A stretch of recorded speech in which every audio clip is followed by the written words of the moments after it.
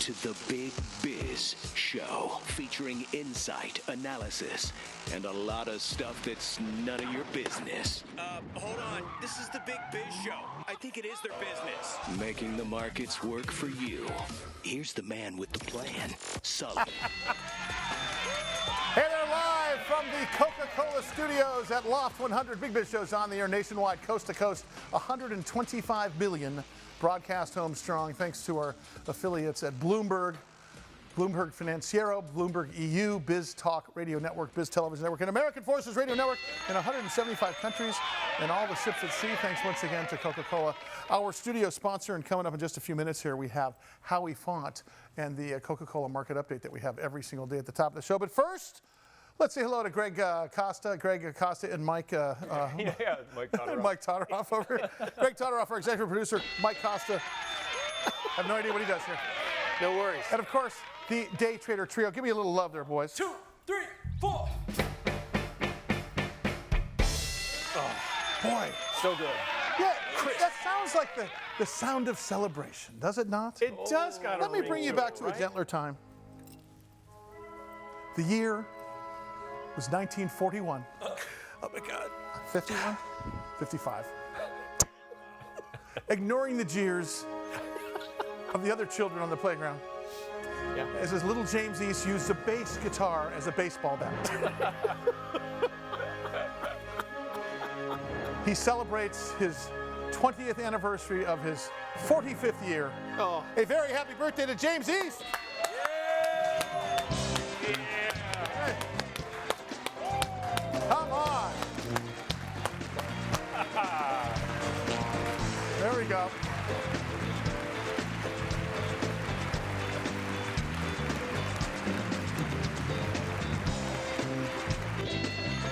Happy birthday, J-Mo. No, just hold it there. Make him eat it right there. Yeah. Yeah. No fork, no Very good. nothing. All right. Viking style. Yeah, sit here next to the refreshing Coca-Cola. Oh, look at that. Thank you, sir. Yes, There we go. you are. Here, James. There you go. Nice touch. Happy birthday, buddy. James has been our Attaboy. music director for what, 5 years now? It's nice to see. So it's always nice when you have a bass guitar in your hand. Wow, you do look like the Jack in the Box logo with that. Do you guys remember the original Jack in the Box logo? It used to be called Oscars, and it was just outside. They had a big round head. Yes. No offense, James. You have a perfectly round head. It's beautiful. But the cone thing, I think you ought to wear that from now on. Do you remember the movie Warriors? You look like you're one of the guys who come out and play. Can you dig it? Well, a very happy birthday to you. Hey, let's kick it off as we do every show with the Coca-Cola market update. Live from New York City with Howie Font. Howie Font, of course, our analyst here at the Big Biz Show. And of course, he's there on the street every day. Howard, what's up, sir? Great to see you. Look at that. Great to see all of you. Look, he just suffers us. Do you just notice that he's just there going?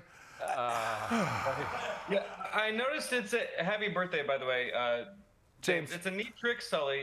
You get a cake and a Coke every time it's someone else's birthday in the studio. That's fantastic. Goes right here. Yeah. God, bitter party of one. Your tables. See, they really are. You really know when you're in New York, don't you? Yeah. Hey, Howie. First of all, we got some numbers in the CPI index looking at inflation's giving us somewhat of a soft landing. You know, the big problem about inflation is we all thought it was going to be sort of done this month in September of 2023. It looks like we're going into July of 2024 at this point. But there's lots to be said, pardon me, about jobs numbers, consumer price index, inflation, and spending. Howie, take it away. Sure. Well, the last couple times I've been on, we've spoken about inflation and interest rates as a whole. It's apropos for today, since today is Fed decision day. They'll likely just hold the line. And Fed decision day means that whether they're going to raise interest rates again. And is today the 50-50 sort of decision day, or is that the one in November? November. November is the 50-50. Today is 99% do nothing, which is a great job to have if you can get the work. Well, keep in mind, if the Fed does nothing, market stays pat. If the Fed does something, market could tank because the expectation is it's already been baked in, correct? That's right. They rarely do it nowadays. They used to do a lot more, but an unexpected Fed decision, something that they haven't leaked or previewed, is usually much more effective. So if they really need to make a quick change, that's how they'll do it. Sure. But really... talk to us about the CPI game. As prices are coming back, and talk about consumer spending a little bit here.